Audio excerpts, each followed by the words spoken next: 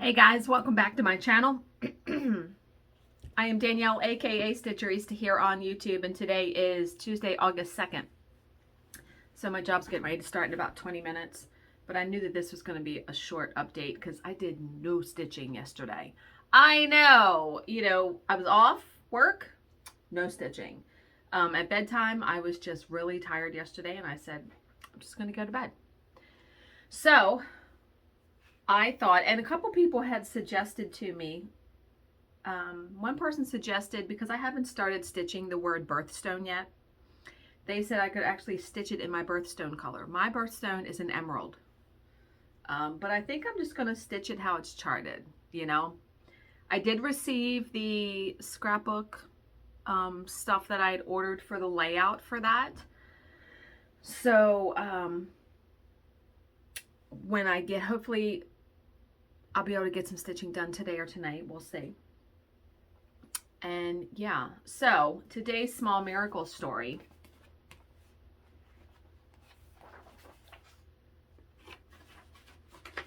Is it long? Ooh. Oh no, it's long, long, long.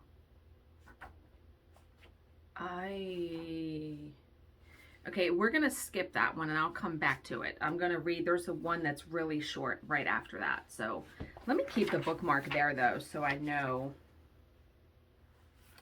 Tomorrow and Thursday, it's possible I'm going to be working late because the jobs, we have two jobs in the same case and they're on Pacific Standard Time. I'm on Eastern Standard Time. My boss is on Central Time. So the jobs are supposed to go for me from 12 p.m. until 8 p.m., which means I would be working close to 9 p.m. And my boss was like, I took these, maybe you can finish one day the next morning. And I'm like, if I know ahead of time that I'm going to be working late like that, it's not as painful as when we're in a job and they're like, oh, we're going till 9 o'clock and we didn't know it. I can sort of prepare for it. You know what I mean?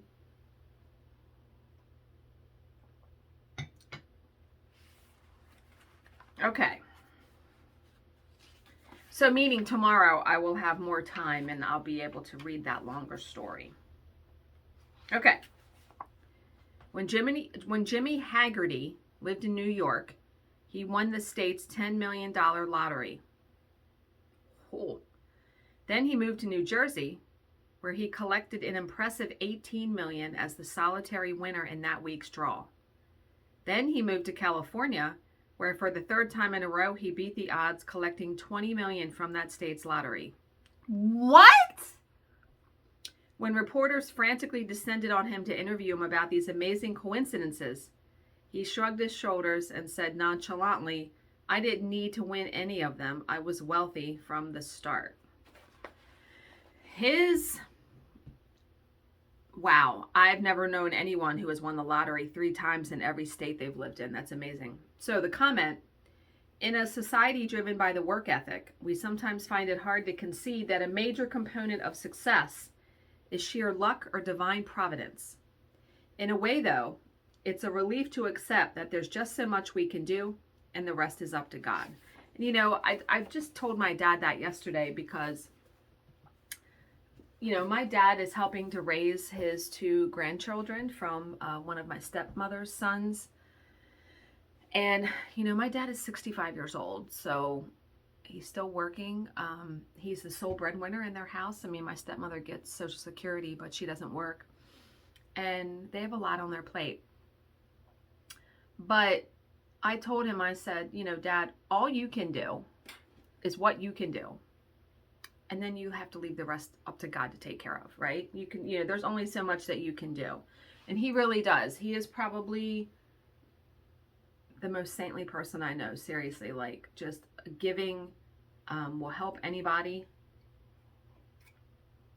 It doesn't matter. So, but yeah, that's amazing though. Can you imagine winning the lottery? And not just like $50,000. Like, this guy's won millions of dollars 3 times. Like, that's amazing.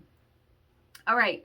So another poem in I Wish I Knew by Donna Ashworth. So this isn't so much a poem as just a statement, really.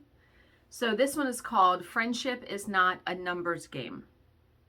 You can have a friend, one single friend, whose support is so fierce, so fabulously fierce, that you feel like there is an army behind you. Likewise, you can have many other friends whose allegiance you are not entirely sure of. You can meet a new friend tomorrow who rocks into your life, rolls up, and says, I am here for you. And they actually, truly are.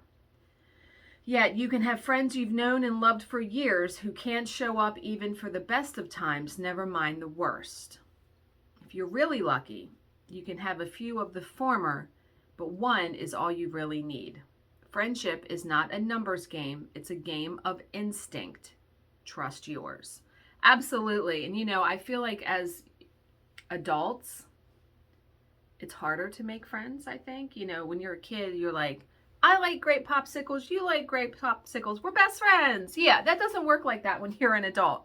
Although crafting, I have met some truly, truly wonderful people through diamond painting and cross stitch that if I wouldn't have done either of those things, I would have never met these people. So I'm very thankful for all of the friendships that I have gained from my channel and from retreats and just this wonderful craft that we call cross stitch and diamond painting. So yeah, I've met some really, really fantastic people who, have changed my life for sure. But yeah, you don't need a million friends. First of all, I feel like as an adult, when you have a job, and I don't have children, but job and children and a house and a husband or a wife and all that, it is work to cultivate and keep a friendship going, checking in with people. The day can easily go right by and your day is just filled with all of your own stuff, right? So check in with people, even if it's only to say, hey, how you doing? Just to say good morning, whatever. Okay. I know this is really short, but like I said, no stitching.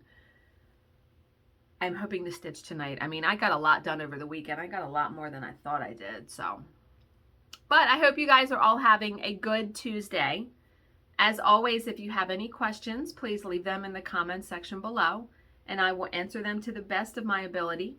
Thank you so much for watching and subscribing, and I will see you in my next video. Bye, guys.